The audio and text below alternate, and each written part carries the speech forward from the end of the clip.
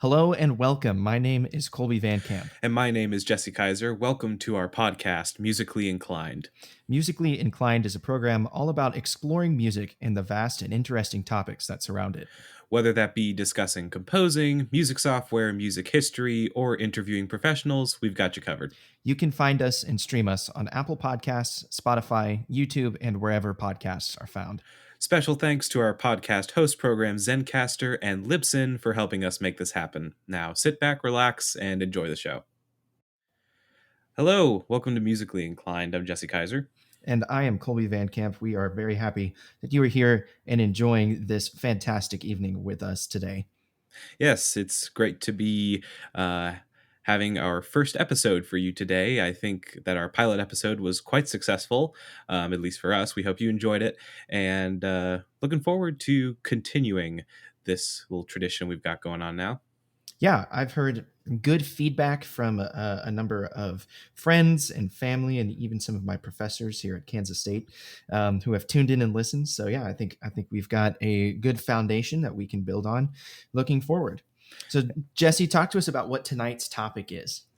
All right, so tonight we are going to be talking about the compositional process. This is probably the top question that you will get asked as a composer, and it's one of the most frustrating ones. It's the infamous process question. And the reason why it's so difficult is because it's just a very awkward question, maybe not one we think about too much in detail. Every composer's process is different. And so it can be a really just weird topic to talk about for a lot of us because it requires us to dig deep and think about stuff that we may not think about all the time. It's just something that happens for us, but I think this will be a good opportunity for the two of us to break down our process, and hopefully for all you other composers out there, hopefully we can shed some insight on your process as well. Absolutely. Jesse, in the long time that we've been friends, I don't know if you and I have ever actually sat down and talked about how we actually compose. It's mostly been like, here's our compositions. Now take a look at them. Yeah, what's your thoughts, like post production? But we don't know if we've ever actually sat down and talked about how we do it. Yeah, we just show each other our pieces. Really, I thought about that too. We've never really talked about our process, which is kind of weird. But I think. But hey, that's what tonight's for. So absolutely right. So here we go, I guess. So something that we talked about just before that we started recording, and something that we're going to continue to build off of, was that there's going to be different segments of the podcast. And so we're introducing our first official segment tonight that we're going to include in every episode going forward. And we're going to call it the Composer's Corner. And that's essentially just a few minutes where we're going to sit and we're going to ask each other about what we've been listening to this week that we have found really interesting, or what's some music that we're studying in maybe a lesson that we found to be very enlightening, or just what's something musically that is really on your mind. What's a piece that's on your mind this week? And so I think, Jesse, you went first last time, so I'm going to go first this time. Yeah, go ahead. So the piece that I've been listening to, so my voice teacher is a fantastic guy, Dr. Brian Pinkle here at Kansas State, and he sings professionally in a number of ways. But he sings in the Kansas City Chorale, which was up for one of their, between 4 and 6, like let's say their 5th then. I think it's their 5th. I'm not entirely sure. They were up for a Grammy again this year. They won a Grammy a couple of years ago with a really groundbreaking album and a recording of Rachmaninoff's All Night Vigil. Really fantastic stuff. But they were up for a Grammy for a new piece that was written in like 1918 or something like that by a guy named Kostalski. And it's he wrote a requiem, and it had never before been performed because he wrote it. I think we kind of talked about music from like the USSR a little bit. We just like briefly touched on it last week, but Kostalski's music has never been heard before, this particular requiem, because he was in like Ukraine during World War I, which was USSR at the time, and they did not do any performance of sacred music. So the chorale and a number of other ensembles that they collaborated with recorded this album that was out there. It was up for a Grammy. They didn't win the Grammy, and this is what brings me to where I'm coming to now.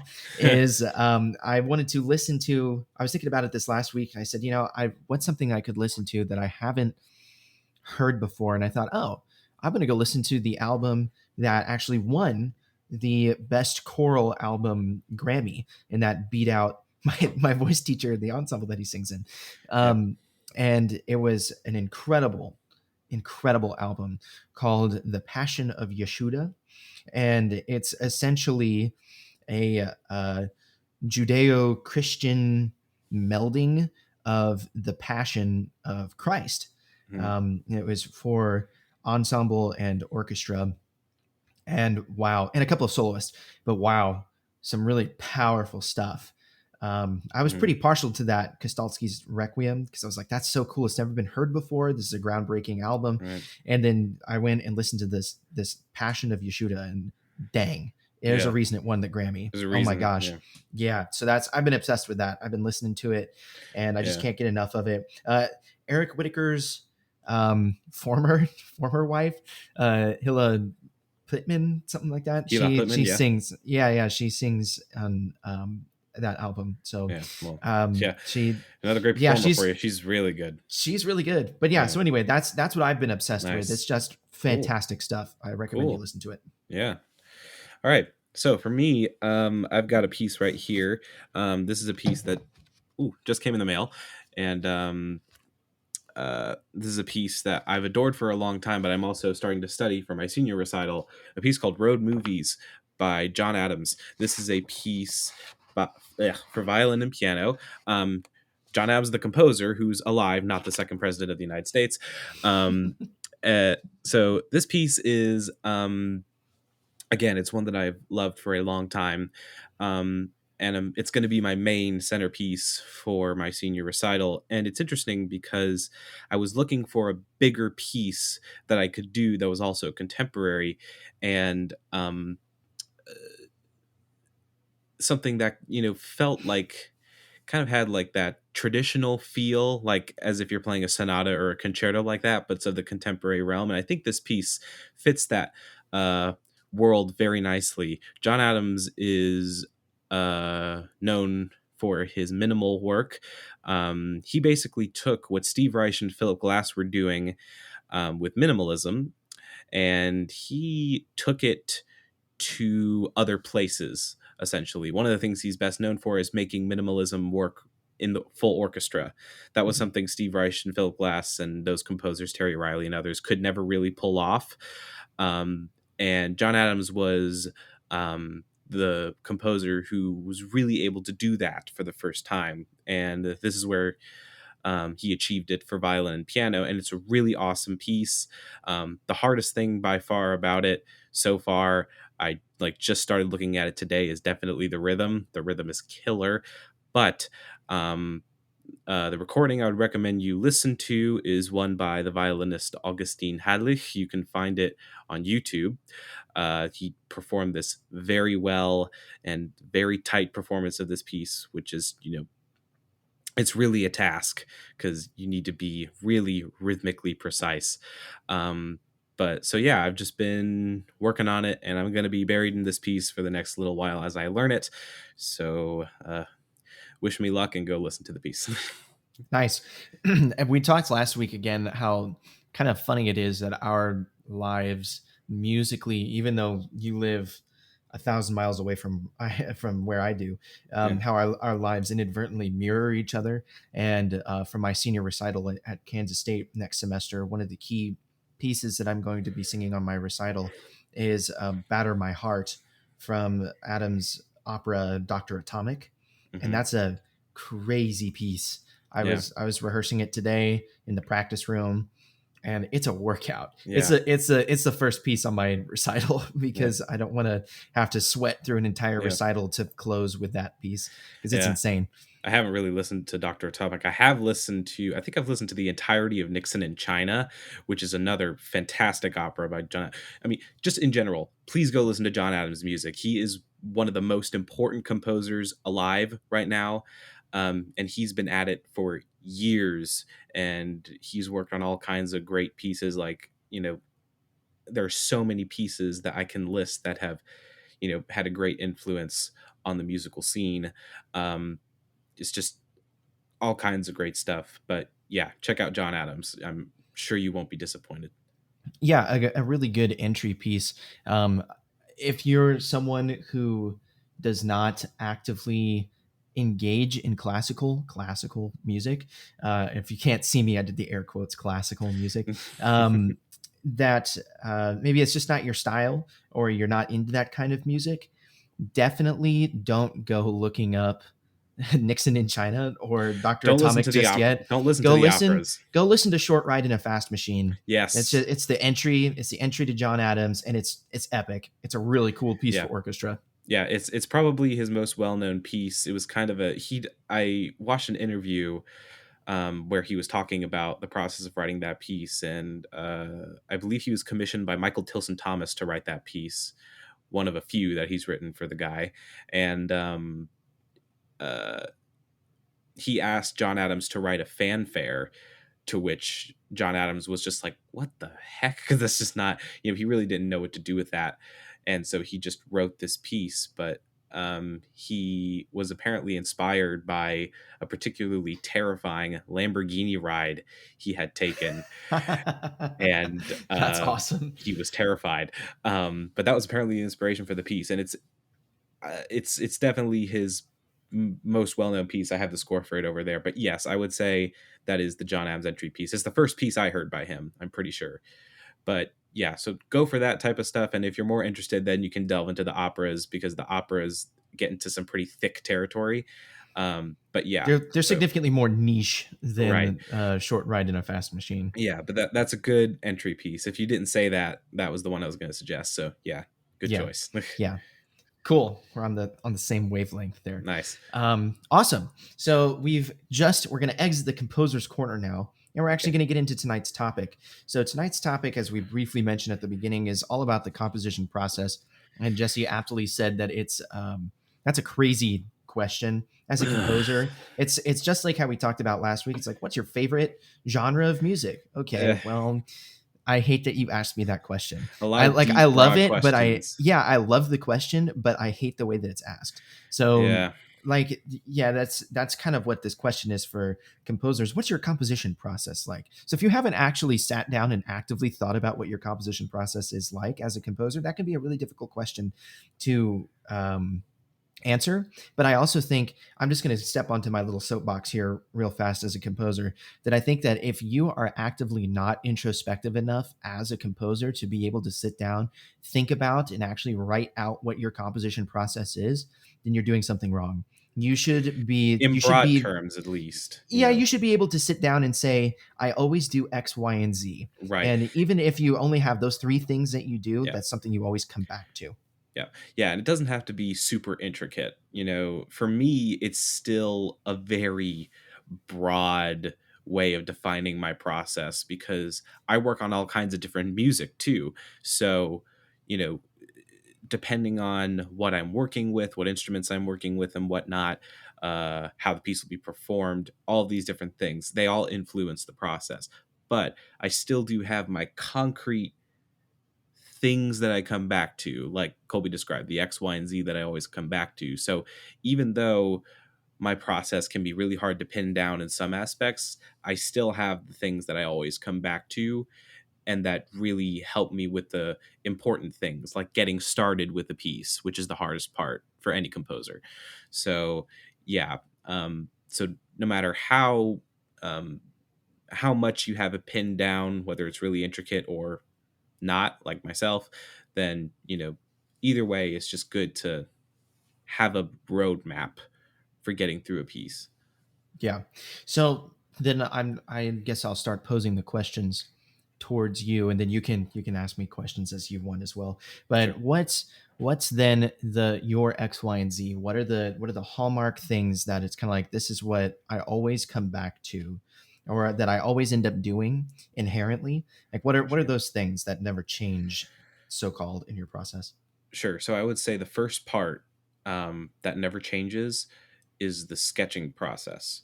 So the first thing that I always do when I'm getting ready to write a piece is make a roadmap for myself. And this is something I suggest every composer do. I think this is something for all composers, is that they, just, with a paper and pencil, to just make a huge sketch of the timeline of the piece, what's going to happen throughout that entire process. Because until I started doing this, I had a really hard time with writing longer pieces. And it wasn't until I started making those kind of roadmaps for myself, those timelines, that I became more successful at it. Now I have, two 10-minute pieces, which at first would have been impossible for me. I could only write like 5, 6 minute pieces because, that's how long I could write in a straight line before running out of steam, Right. essentially. Um, so that's something I suggest all composers to try out, is just taking a pencil and paper with blank staff paper and big staff paper, like this big. Like I have my big sketch pad over there, and it's just huge staff paper that I can just scribble on, and I just use it to write down whatever I want, essentially, so I can be as detailed or as undetailed as possible to just get an idea of what the piece is going to be. um, and again, a sketch can be absolutely anything. It could be a set of pitches, or it could be just random squiggle, of some kind of shaping that I want to, exploit in the piece. It can be anything. And that's the thing about it. It's very open. So I can use that openness to kind of start building a box for me to work in, a wall for me to push against. So I can get an idea of the material that I want to work with. Um, that's not necessarily the case for like maybe shorter pieces, because with those I usually just have this idea that I latch onto and then I'll just compose in a straight line and then it's done. But for longer pieces, like one of my later pieces, a piece called Scott, that's like a little over 10 minutes. That was a piece I had to really make a big roadmap for, because it's impossible to do that kind of composing for that length. So, but yeah, so it's always the sketching that starts off, and it can be absolutely anything. Nice. I like that. I like what you said about having setting a box for yourself that you can push against, kind of detect where those Mhm. boundaries are. I think that's really important as a composer. I believe it was either you or my composition professor at K State who told me this, Dr. Weston, that somebody influential in my life in some way told me a quote by Stravinsky, and I think it was Dr. Weston, but he said that Stravinsky said that when asked about the limitations of like putting limitations on yourself as a composer, for what you're going to compose, um, or maybe not necessarily limitations, but like boundaries, creating boundaries for yourself. He said that too often composers don't create boundaries for themselves, and then that's where they shoot themselves in the foot because Right. they don't have anything to push against. It's such a wide open ocean of literally anything that usually psychs people out, and then they can't do anything. So it's nice to build kind of a confine, and you say, okay, here are my walls, and it could be a very broad box that you're working Mhm. in, or it could be something as a project of mine. I took an opportunity to say, you know what, I'm going to use 6 pitches, and I picked 6 random pitches. I created this hexachord, hexa six, not a chord, Mhm. hexachord. So I created these 6 pitches, and I wrote an entire song using just 6 notes. And that was a really interesting study for me. I only needed to do it really once to kind of understand how effective that can be, but it definitely, having those kind of boxes that you place on yourself purposefully, I think are definitely important as a Mhm. composer. Yeah. So here's my story time. So for the past 4 years, my main composition teacher has been a great man by the name of Dr. John Fitzrogers. He has been a huge influence on me and a great teacher throughout the years. But uh, the first thing that he had me do, my first composition lesson as a sophomore in high school, I believe, he had me write a piece that used only one pitch class. For those of you who don't know what a pitch class is, let's say you've got the piano, you have the note C on the piano. All the C's on the piano are in the same pitch class. So basically, I could use one note, I could use all the octaves, I could use two at a time, three at a time, whatever I wanted, but I only had to use that one pitch class. And just that one assignment and my very first lesson was life changing for me, because what it does, it forces you to think outside of pitch, because pitch is one of the more obvious things we work with as composers, but there's so much you can do outside of it that can be just as effective, but oddly enough we don't think about it too much. Things like dynamics, things like articulation, just all these things that, are less obvious than pitch, um like at first, but still they do a lot in making a piece, and I had never had a challenge like that before, and it was a great one. It really sharpened my skills. um but so yeah, stuff like that, making these really tight or really loose boxes for yourself, I think is crucial to writing a piece, because you were talking about Stravinsky. One of the other things Stravinsky said, he talked about how if you have nothing to push up against, you end up chaining yourself down, because it's like, sure, at first the idea of having the ultimate freedom, I can do whatever I want, it's just like, okay, but the problem with that is that there's so many things that you can do, and just having to make a decision can be really stressful sometimes, if there's like just a million decisions that you could make, and there are many more than that. But with just the sheer amount of things that you can do in a piece, it really helps to just define a set of rules, a set of restrictions that you cannot break, and it can really help you get through a piece much easier, and you work more efficiently that way. So ever since I had that one composition assignment, I've tried to put myself in boxes ever since then, because I realized how much of a help they can be. Because even though I only had to use one pitch, I still wrote that piece pretty quickly. I probably wrote it in a day. Mm, So it can really help. So I encourage all composers, especially younger ones, to do that, because it's really helpful. And I don't think it's until you put that kind of a challenge on yourself that you realize how effective it actually is. sure. Yeah. Nice. Good.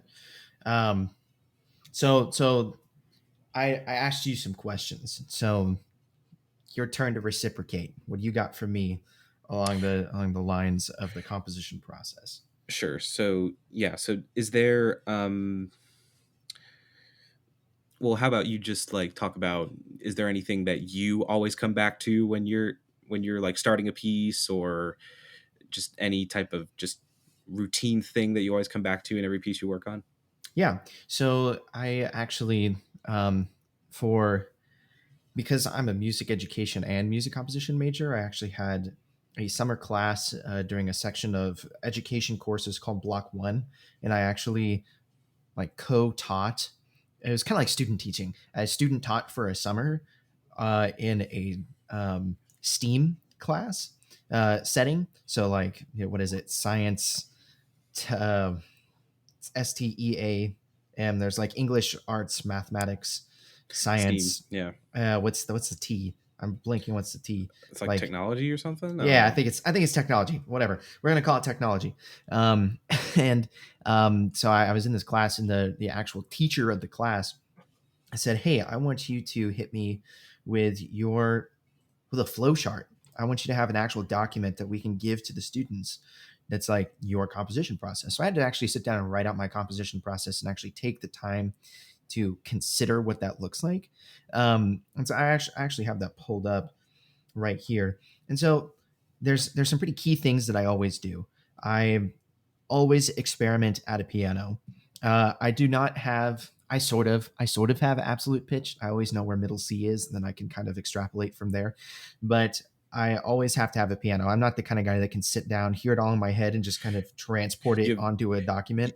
you have good pitch memory. You have a like one pitch that you always come back to. You always know where that pitch is, and Yeah. then you basically use relative pitch from there. Yeah, Yeah. I know Yeah. exactly what you're talking So about. I always have to experiment with the piano. I need some sort of I think it also has to do with the kinesthetic learning, that I have to sit down and touch something to actually produce something. Yeah, you have to be hands Um, on. yeah, I have to have a hands-on experience. So I always have to sit at a keyboard of some kind, whether that's an organ or a piano, um, or like a synthesizer of some kind. I just need something that looks like a piano. I can sit down and kind of Right. mess around on there. Yeah. And then I also have, so I kind of have this thing that I generate forward from there. So I always expand ideas. It says expand ideas around materials created. So if I come up with something, or I've already had an idea that's kind of been bouncing around in my head, I try to sit down with that Hmm. and see what are the different ways that I can experiment with this, you know, with this two bars that I have in my brain.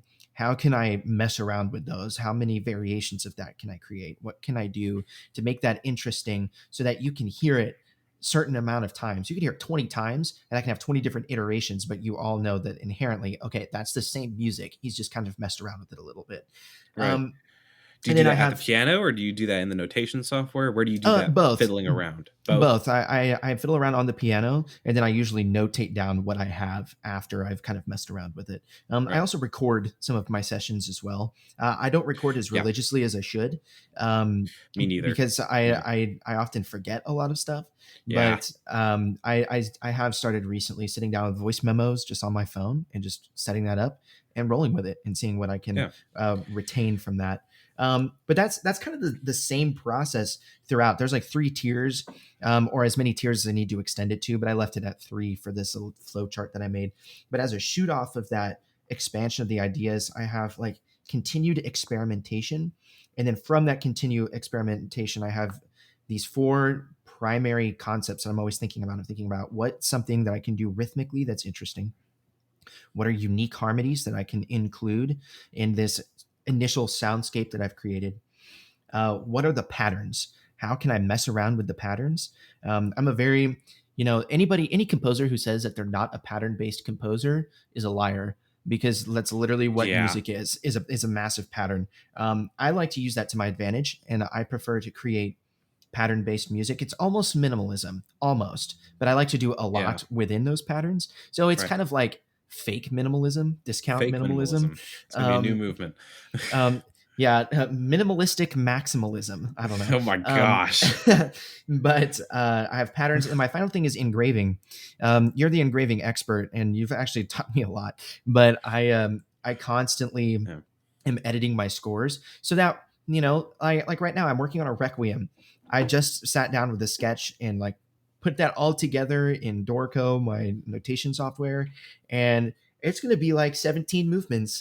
And if I tried to sit down and at the very end, after I've written everything, and engrave all of that for two soloists, double choir, piano, and string orchestra, well, no, no, that's just ridiculous, and that'll take way more time than it needs to. So I engrave as I go along, and then whenever I need to, I discard unnecessary ideas. So I can either save inapplicable good ideas in like a new document. I do that sometimes, or I just say, nah, that doesn't work, and I just delete it, and then I forget about Yeah. it, and it's Yeah. not taking up any more of my mental process. That's another important thing, I think, for younger composers especially, is that it's okay to start over and try again with your ideas. I do it all the time.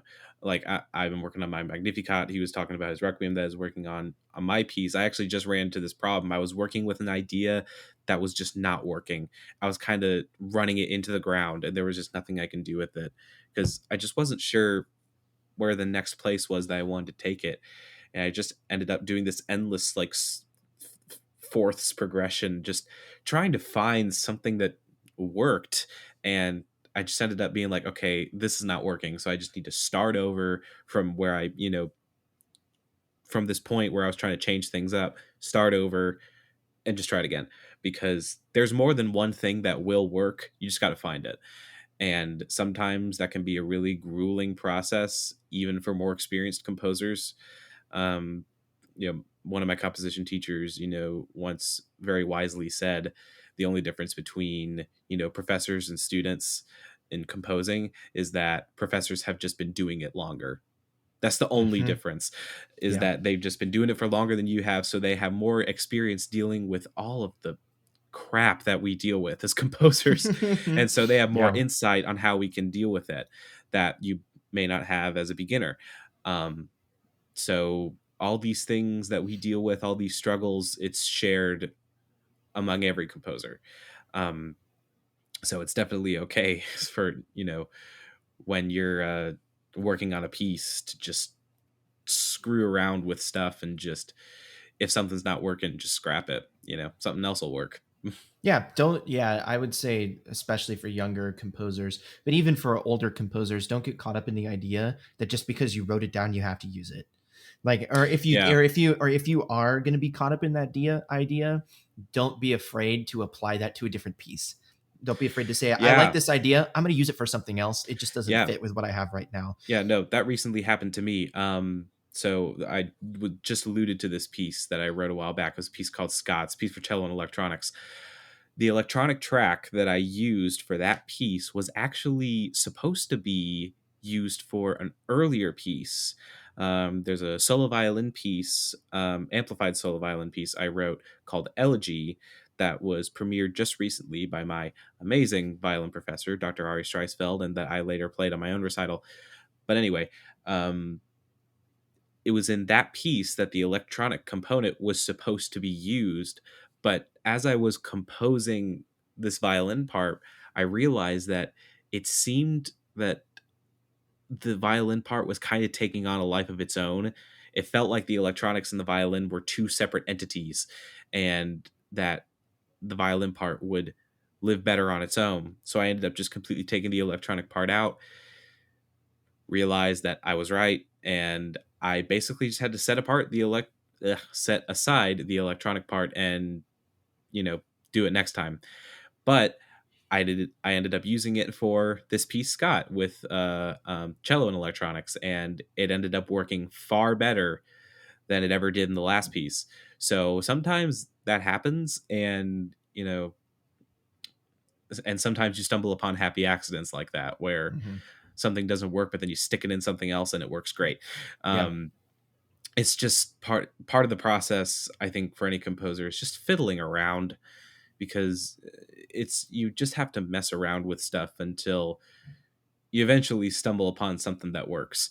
Um, and sometimes it can be a struggle, uh, but that's just part of it. Yeah. No, that's good. And I think to kind of like tie into that is the final part. It's kind of the final half of my particular process, that I've been working with as of late. That it's just kind of, I ask myself continuously throughout the work, but especially as I refine my ideas and really refine the composition itself, I ask myself a number of questions, and these key questions are: does what I have make sense with itself? That's the first question that I Yeah. ask. Is it a Does it fit coherent in? body of work? Um, Mhm. is there any major construction that needs to be done? And then I also ask myself, what can I do to facilitate the there's audience expectations, right? For whatever you listen to, whatever, if you're an audience member at any kind of recital or at any kind of performance, there's expectations you go into, whether you mean to or not, of that performance. And I actively try to find ways to upset the audience expectation. So that Mhm. could be a very easy pattern. So for instance, if you're in 4/4, you have four beats and you're usually quarter notes. If you go 1, 2, 3, 4, 1, 2, 3, 4, and that's like your first idea, and there are those four beats. Well, then how can I, if you hear that four times, on the fifth time, what can I do to change the audience expectation of that? Well, I would either subtract a beat or add a beat. So 1, 2, 3, 4, 1, 2, 3, 1, 2, 3, 4, 1, 2, 3, 4, 5, right? And then it Yeah. could be as simple as adding or subtracting a beat. It could be bringing a part in one beat early. It's Mhm. it's it's very simple. It doesn't have to be this crazy reconstruction of, I'm going to shift everything. It Yeah. could literally be, you're gonna have this one idea and you're gonna hold it for one beat longer, and that can Right. be enough. Mozart does that Yeah. really well. Um, with his compositions. My composition teacher, Dr. Weston, calls it the binary prison, in that we lock ourselves usually into patterns of 2, 4, and 8, and that we as composers need to think more about how we can unlock the binary prison. It's okay to have, 3 iterations of 4 beats, but then on the Mhm. fourth one, what are you going to do to unlock yourself and step out of the binary prison? So that's Right. that's what I actively think about. That's what he actively harps on me about in my lessons. So it's always in the Yeah, it's forefront of hard. my mind. But yeah, that's kind of the major aspects of my particular process. Yeah, no, it's really hard. I mean, we have two legs. We think in twos. 2, 4, 6, 8, 10. That's really easy for all of us. We're Right. we're creatures who are really used to that type of counting. Counting based on even numbers and all that kind of stuff. Yeah. So it Unless can unless you're be, thinking about the Fibonacci sequence, and of then course, yeah, yeah, of but course, but yeah, that's definitely a conversation for another time, and how that right, but relates yeah, to music. yeah, exactly, yeah, exactly. But yeah, but it's just really easy for us humans to think like that, and so it can be really hard for us to break out of it. But yeah, I think it's always a good habit for composers to ask themselves, just in general, how can I change things up a bit? How can I keep things interesting? One of the things I like to do is literally imagine myself. If I'm writing a piece, I like to literally imagine myself sitting in the audience. I'm listening to my piece, to this piece being performed for the first time. I'm an audience member. What do I hear? Um, and, as silly as that may sound, it actually puts it into perspective quite a bit, because if you think about what the audience is hearing, then it gives you a better idea of what you can do to keep them on edge. Um, and so I think it's a really simple yet useful tool that can really help you put it into perspective. I try to do that all the time. Just, maybe not actively thinking about how I'm going to throw them off, but just going back to that sitting in the audience, mindset, so I can, just naturally be in that audience mindset, because when I'm composing, I'm in a different mindset than I'm in if I'm listening to music. So I try to put myself in that listening zone so I can, try to merge my compositional instincts and like my listening expectations into the same kind of zone so I can find a marriage between the two. It's really vague to talk about it, but I think just a general way to go about it is just imagine yourself sitting in the audience and you're hearing your piece for the first time. Yeah. And sometimes it's happened, in dreams, believe it or not. There have been times where I've like walked into an auditorium and I'm hearing this music, and I don't know, like, I can tell it's my piece, but it's nothing that I've written down yet. It's just like what I want the piece to sound like. Yeah. And sometimes there was one particular dream that I had where I just woke up out of it and I immediately went to go write, because I whatever I heard, I had to figure out what it was. So it's really weird how that happens. But yeah, it can be a weird thing to try to put yourself in the audience's shoes when you're just sitting in a room trying to make sense of all this stuff. Right. No, that's good. And so, like, as we kind of finish up this segment, I want to ask you a couple of questions, or ask us both a couple of questions. Um, I think I'm going to try and narrow this down to 3. The first being, what has been your most successful composition so far? Like, it's Oh, successful in that it's been most performed. oh What's been gosh. your most successful composition? Um, and then conversely, is that the composition you're most proud of? Or is it just Mm, kind of one of those happy coincidences where it's kind of like, I wrote that piece, I didn't think it was going to go anywhere, but it took off when the piece I all really right. wanted to take off didn't. And then lastly, what if you could lay down a single piece of advice for a starting composer, what would that single piece of advice be? Okay. As far as my most performed piece, it's probably my piece for string orchestra called Diversion. And I think the only reason for it is that it's the oldest piece of my discography. It was written in 2016. Nice. So naturally it's been performed more times, even though that's not the case for all the pieces, because the piece I wrote after that, my uh, wind quintet piece forward, has never been performed. So it's weird how that happens. But I would say that's probably the piece that's been the most performed. But I do want to give an honorable mention to my piece Distance, because it's the piece that's been the most talked about. Um, That's and okay, and I'm gonna shamelessly plug myself because I'm the guy that talks about it the most. Like I just unashamedly plug that piece wherever I'm at with whoever I'm talking to because it's such a baller piece. It's and so cool. it Oh hasn't my been gosh. performed either. Yeah, Um, so if any of our listeners are a gifted pianist and you would like to play yeah, a piece that's never before been heard and it's awesome, then hit us up and we'll send you a yeah, score. yeah. But yeah, I do need to plug that piece because it's been talked about a lot, because he has talked about it a lot, Colby has, and he's plugged it a lot. And then I've also, it's just one of those things, if I'm ever sitting down at the piano, you know I'll play like the first lick from it, and I've had a lot of people come up and be like, "What's this piece?" And so, it's been the most talked about more than any other piece. But as far as going back to Diversion, my most performed piece, is it the piece I'm most proud of? Absolutely not. That was a piece that I wrote back when I was, a fledgling composer, was just figuring things out for the first time. It was actually a part of a two movement piece, and the second movement I ended up getting rid of. Um, and I just made this piece its own standalone piece.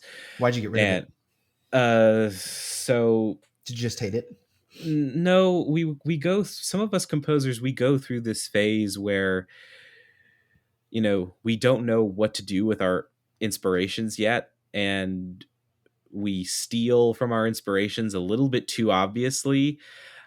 And the second movement of this piece sounded too much like some other composer's music, and Nice. I don't think that's a bad thing necessarily, because it's something that so many composers do. I just hadn't learned that lesson of how to do it, how to do that kind of thing with my own ideas yet. But Or how to do it yeah, tastefully. Like right, how to there's do a it tastefully. tasteful way to not get Mm. dinged by like a copyright. Yeah, Uh, yeah, um, as like a tip of the hat, like, hey, you are right, influential to me. Nod, not yeah. I just completely stole your piece and my bad because Yeah, I don't know what so I'm doing. yeah, so the second movement, I didn't do such a good job of that. The first movement, I did a better job, so I ended up keeping that piece around. Um, and if we're talking about Distance, I wouldn't say it's my proudest work, but I would say it's some of my proudest work, because it was a piece. Distance was one of those pieces that I kind of just wrote, um, just having that initial motive stuck in my head, and then just writing it down, and then just kind of, again, composing in a straight line like I'm talking about, just doing all kinds of different things with it, changing it up, doing whatever I can with that single idea. And I think that's why the piece has been so shareable, because it's a really, conceptually, a pretty simple piece.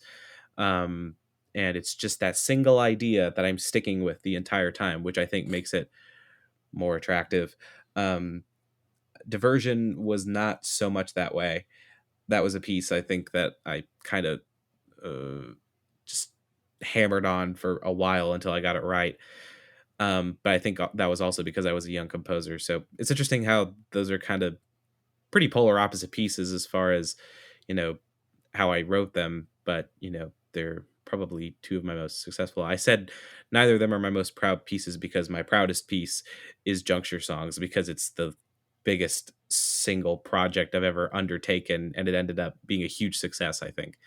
Um, Juncture Songs being my song cycle that I wrote for him, and I think it's a baller piece. So Yeah. yeah.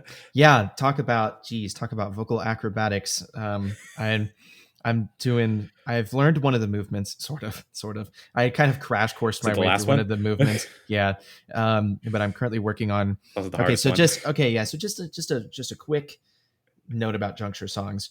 I commissioned the piece from Jesse. Jesse I said I want it to be about the seasons, but I don't want it to be as like Vivaldi-esque as like the seasons. Yeah, And it's such a cliche idea because of Vivaldi. So when he first told me that, I was just like, "Oh no!" I was like, "What am I going to do with this idea?"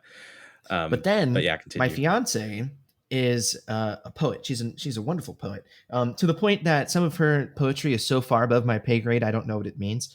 I think I'm a pretty bright person, and I still have no idea what half of her poetry means. And Yeah, that's more of a tip of the hat to her. And she's good blown the job. socks off of her professors at the University of Washington. But no, I asked her. I said, "Hey, can you write this piece? Or Jesse's going to write this piece. Can you write this text for it?" And she wrote this really, I don't want to say esoteric because it's not, but there's so many meanings behind what the text could be. Yeah, um and it's a really cool text. It's a really cool text. That's all I'm it's going to say. We're not going to read any of the text because I yeah. still have yet to premiere this Yeah, actual it's piece. no, but I will say about the text, it's brilliant. I mean, I have never had an easier time setting text in my life. It was so fun to set that text because again, like he said, there's so many meanings behind it. There was so much that I could tell I could do with it from the very beginning. Yeah. And once I got into that piece, I hit the ground running. And but but it was also a really intense piece to write. It took me 2 years, I believe, to write. So, but I got through it, and but yeah, no, great. But I think I have to tip my hat to her because great text, and I think great piece. So the two come together really nicely, which is important for a piece with text. So Yeah.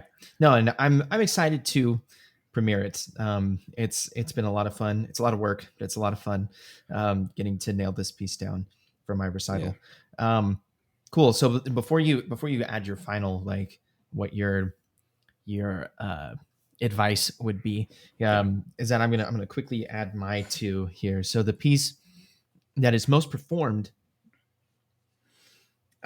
the piece that is most performed is my work in Flanders Fields Oh, throwback. for yeah for it's for tenor bass ensemble, piano, and a solo cello.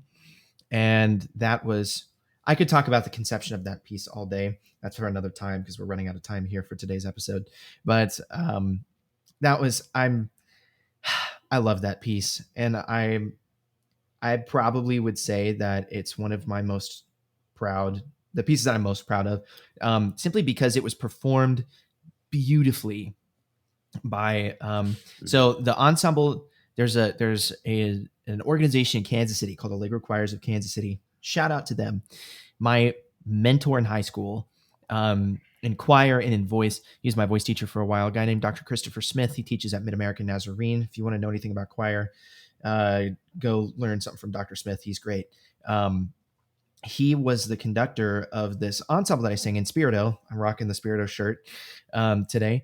And Spirito was invited with all the Lego choirs of Kansas City to sing at the 2019 National American Choral Directors Association Convention, which actually held in Kansas City at the Kauffman Center for the Performing Arts.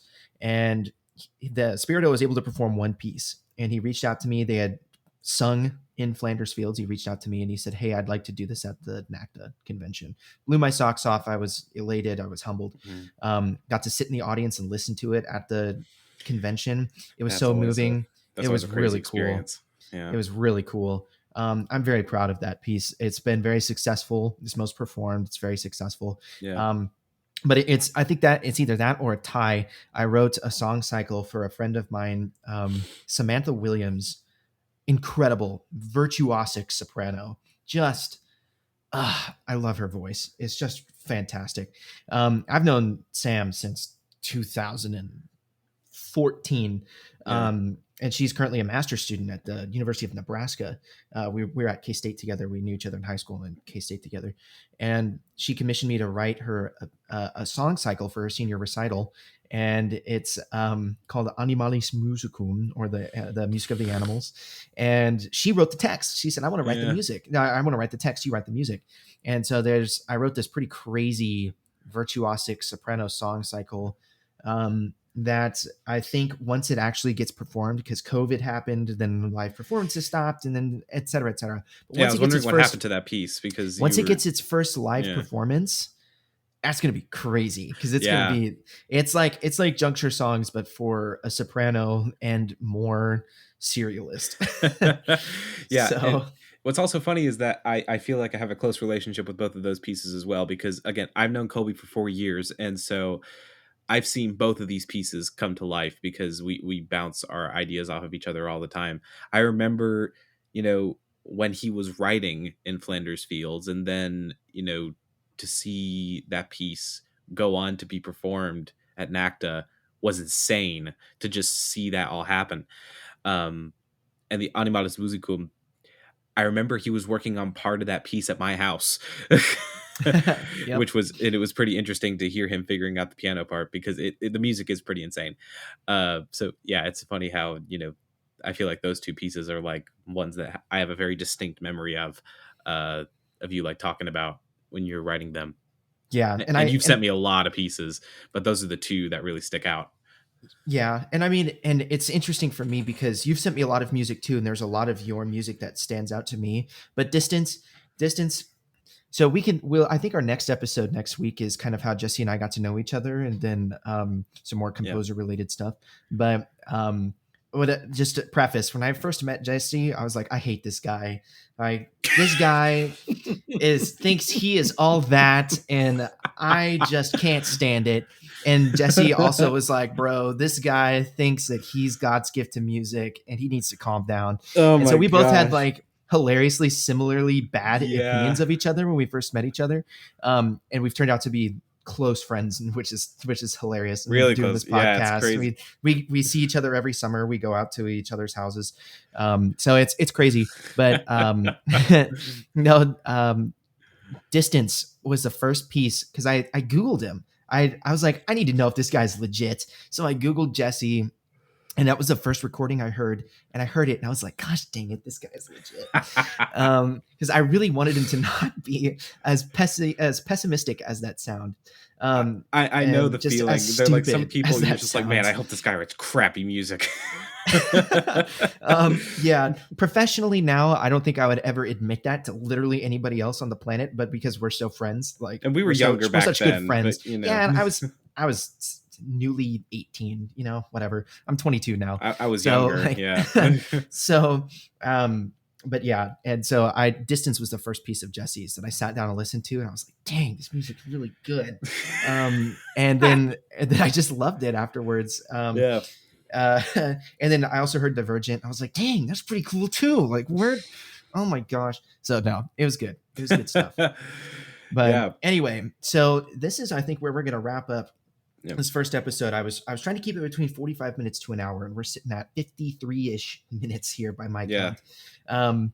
So yeah, I want to take a second. I want you, the listener, I want you to listen very closely. We have an Instagram page. I'd like you to follow us at Musically Inclined PC.